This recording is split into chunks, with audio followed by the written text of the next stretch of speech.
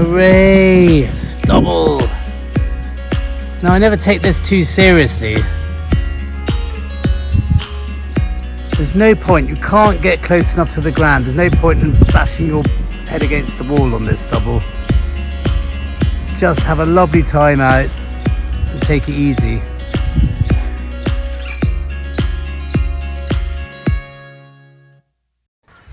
They've started to cut these fields, it's fantastic. So welcome to the stubble of southeast England. Fortunately, they've also cut it nice and short. And even though it's quite tough, the coil's getting sort of through it okay. I don't take stubble particularly seriously. I don't think you want to. You simply can't get close enough to the ground. So there's no point in overexerting yourself. Just get out there, have a nice time. And I've just found something really nice. It's just on the edge there. Look, a little Roman fibula.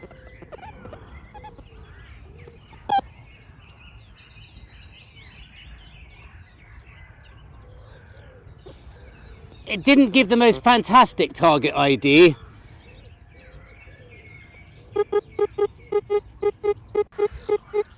Really dull. I mean, on a day full of nice high-pitched sounds, I might have left that as a bit of rubbishy copper, but no, it's a fibula.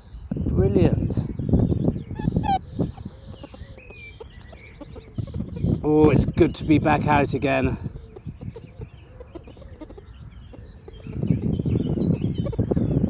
Absolutely cracking. I'm really pleased with that. Tiny little thing in quite nice condition. And it's really lovely having Tasci out. He's hooning around all these fields, having a really nice time, and he's just sticking really close too. So, gosh, we may have turned a corner here. Eyeing up a red kite. He will chase anything, this little dog.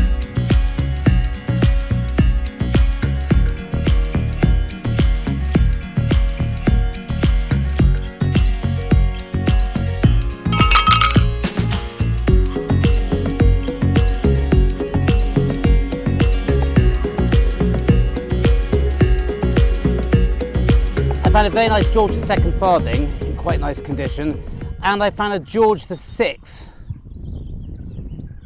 Yeah, George VI, 2 shilling. That gave a pretty serious sound. And now it's paid off. Even in the stubble, I think we found a hammered coin.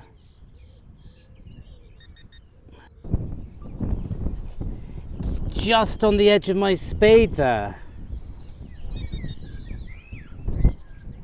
It's not hammered, I don't think. Oh, rats. God, I got so excited. I thought that was proper old silver. I don't know who it is. Oh, well, it's not the end of the world. I think it's George IV.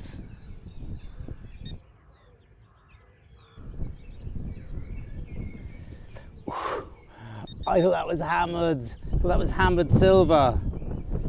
Rats. Well, still very nice. Just not quite as early as I thought.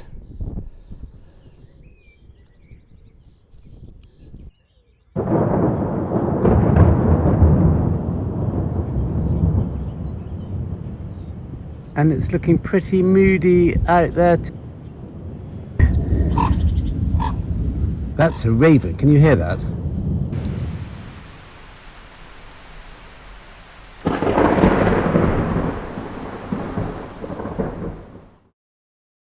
So that was basically that. I hate metal detecting in the rain, so I called it a day, came inside and watched television. And while watching some other metal detecting channels, I noticed that quite a few of them were starting to use sort of different filming techniques. And it made me think that I did one video ages ago, which was rubbish now I look back on it, about filming techniques. And I thought I'd just redo it quickly because I've changed my filming a lot since. So I completely understand if you now want to sign off, but for those who do film their own metal detecting, I think it might be useful. I basically use 2 cameras. This is a spare iPhone. The lenses on these things are absolutely fabulous, and I find that it's not a proper camera, but it's hard to beat a good iPhone filming in 4K. That gives you a lot of definition, and you can render it down to a smaller size later in the edit. With this, I have a tripod which has 3 different heights. That's also important because you don't want to be filming on the same level each time. It looks very, very samey. It's quite nice to have some which are low and some which are higher, looking slightly further down.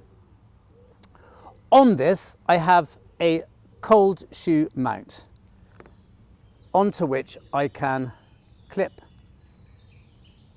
an external microphone setup which plugs into the phone like that. And the transmitter simply clips on like that, and you've solved all your audio problems. So that is my main camera setup.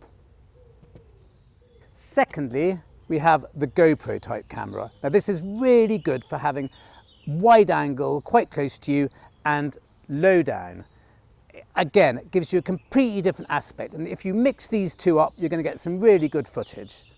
The main problem with these cameras, which isn't the GoPro but slightly cheaper versions, even though this one is fantastic, the quality of this is brilliant. It's called an 8-man, and the tripod is a simple one I bought from Amazon.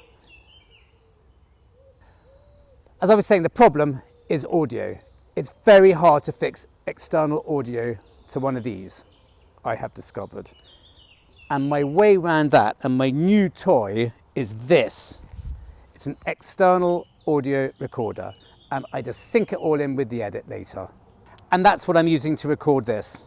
I mean, the audio is really important. The audio that you're going to get off phones, in fact, any camera you use, is going to be terrible. You must have an external setup. And this wireless one, which is the Rode Go, is really good. It's just a little bit fiddly. You're always having to make sure that's pointing in the right direction, but it's connected okay, turned on. I really think with this new little separate device, I think it's going to make everything a lot easier. Don't neglect your audio.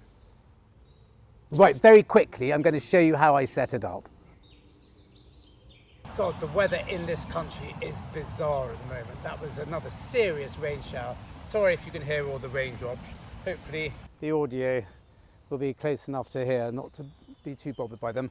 Anyway, I set my spade here, and that gives me a good idea of where I'm going to be in shot. Now, this is going to be a little bit too close, really. But it doesn't really matter because we're not filming properly, but here we go. So I can now see roughly where I'm going to be, and I can start filming. Now the position of this one's slightly more tricky because you don't really want it appearing in there. Sometimes it will, you might have to crop it out. But let's say, let's get something a little bit different. So we'll do it from this angle down here. Not recording. You can put this really close. I don't tend to really have to look through the viewfinder too much on that because the angle's so wide. And let's go. Right, so that's what I would vaguely be doing. Digging away, both cameras running. Great thing about the iPhone as well. I don't have anything on me to show. Oh look, one of those curtain things. Stair rod things rather. The great thing about iPhones, there's iPhone there, iPhone recording here, the autofocus is so good. Anyway, so I found something very nice, I'm explaining it, I'm talking about it, and then usually with my camera which is recording there, showing you the setup, I'll probably have that in my back pocket, and with that I will use very quickly to film the close-ups that I need, or, and this is often better, you can use the tripod, settle like that, and then you can get both hands looking at the object while you're showing it. And again, the focus is absolutely fantastic. You don't have to do anything. It's automatically picked up something closer. If I take it away, it'll focus on the grass.